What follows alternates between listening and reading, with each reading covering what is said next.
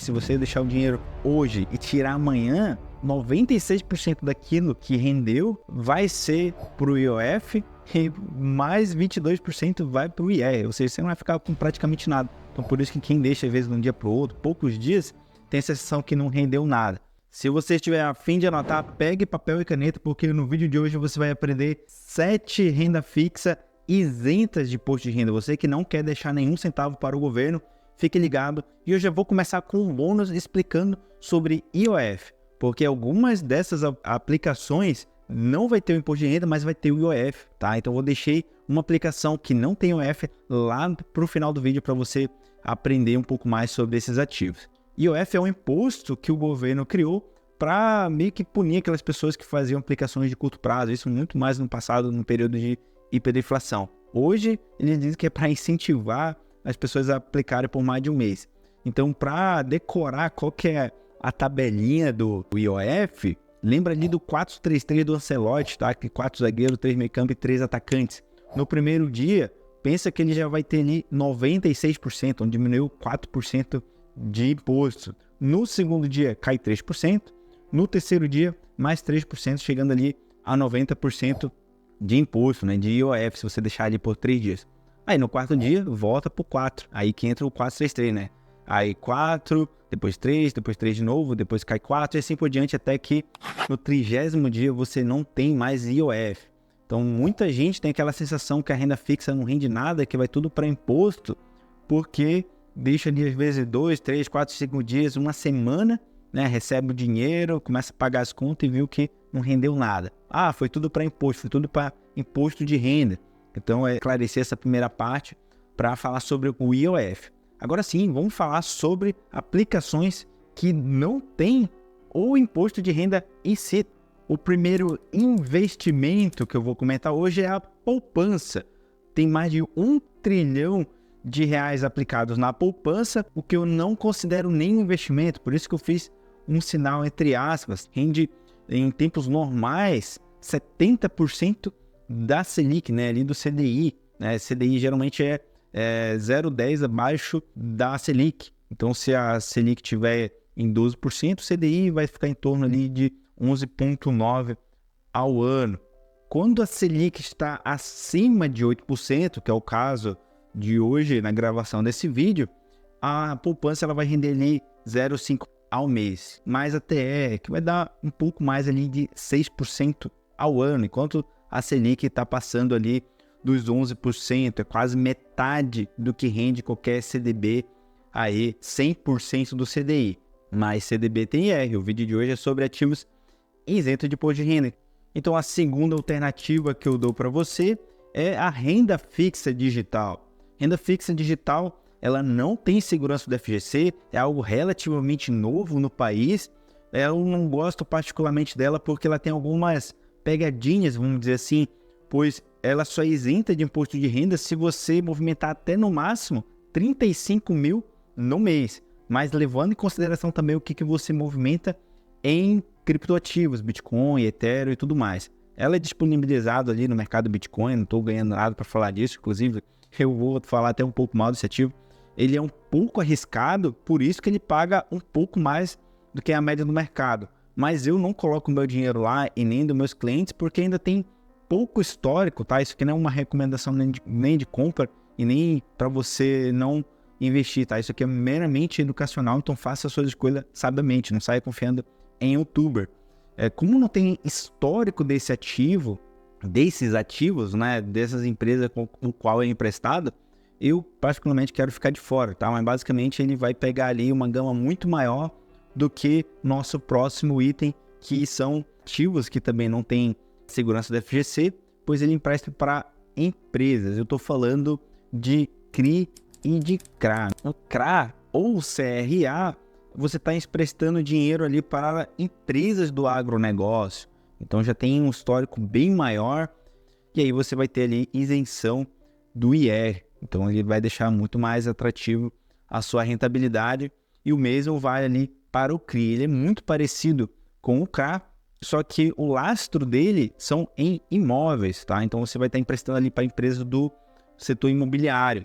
e aí você não vai ter imposto de renda. Quinto ativo, são as debêntures incentivadas, tá? Tem debênture que não vai ter essa isenção. Então, debêntures incentivadas quer dizer que ela vai investir em infraestrutura, algo que faz sentido do ponto de vista do governo, né? Vai melhorar o país de alguma forma, então ele dá esse benefício para que ele capte dinheiro sem imposto de renda, já que ele vai estar fazendo algo ali para a sociedade, vamos dizer assim, algo que seria do dever do Estado, como uma linha de transmissão, então um investimento em rodovias. O quinto ativo, que é um dos meus favoritos, é o LCI, que é muito parecido com o CRI, no sentido que você vai estar emprestando seu dinheiro para empresas do setor imobiliário, né? A letra do crédito imobiliário. E aí você não vai ter o imposto de renda, só que com a vantagem de ter a segurança do FGC. Como é um banco que está emitindo esse ativo, você tem a garantia do FGC. Se o banco que você comprou essa LCI, se esse banco quebrar, você tem o seu dinheiro de volta segurado ali pelo FGC. E o outro que é muito parecido com ele é o LCA. Esse particularmente é o meu favorito. Ele tem uma vantagem adicional, que além de ser isento de IR, o LCA ele já é isento do IOF. A única aplicação que a gente tem dessas que eu selecionei que não tem o IOF. E aí ele é muito parecido com o seu primo ali, o CRA, e seu irmão, o LCI, né? A letra do crédito do agronegócio. Você vai emprestar dinheiro para empresas do agronegócio. E por último, eu vou falar da LIG. LIG é a letra imobiliária garantida. Ela também é prima ali da LCI, que é prima do CRI, né? Ela não tem a segurança do FGC, ou seja, você, se der ruim ali com essa aplicação, você pode perder seu dinheiro, só que qual que é a vantagem dela? Em vez dela ter a segurança do FGC, ela tem a garantia do imóvel em si, por isso que é o nome garantido, né? Ali no seu próprio nome do LIG.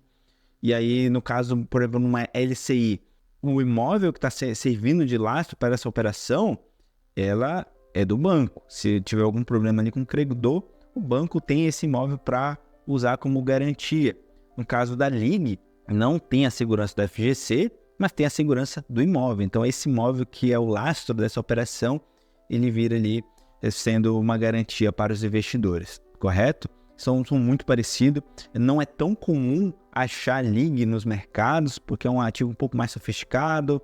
Tem muita gente que prefere, às vezes, investir no CRI, mas pode ser que no futuro esse tipo de ativo fique mais popular nas corretoras e bancos por aí. Outra diferença da LIG em relação à LCI é em relação ao prazo, tá? O prazo mínimo é de 2 anos, enquanto o do LCI é de 1 ano. Antigamente até tinha LCI de liquidez diária, que era um esquema que as corretoras faziam, mas agora o governo limitou.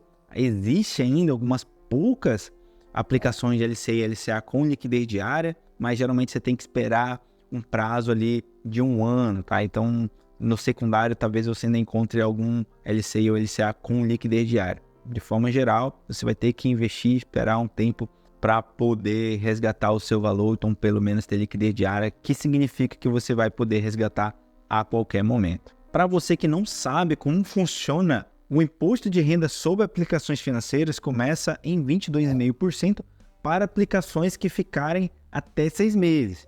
Entenda que é sobre o rendimento, não sobre o todo, tá? Já tive dúvidas de iniciantes que perguntaram se eu colocar R$1.000 eu perco 22,5% disso. Não, é só sobre o que render. Então, se você deixar por 6 meses 22,5% num CDB, por exemplo, ele vai ser de imposto de renda daquilo que rendeu. Se você espera mais 6 meses, cai mais 2,5% e assim por diante. Vai caindo 2,5% a cada 6 meses, ou seja, começa com 22,5%, depois de 6 meses, né, que fica o prazo de 6 meses a 1 ano, 20%, de 1 ano a 1 ano e meio, 17,5%, e a partir de 2 anos você tem ali 15% de imposto. Aí não tem para onde fugir. Se você deixar um CDB de 10 anos, você vai pagar 15% de IR sobre aquilo que rendeu.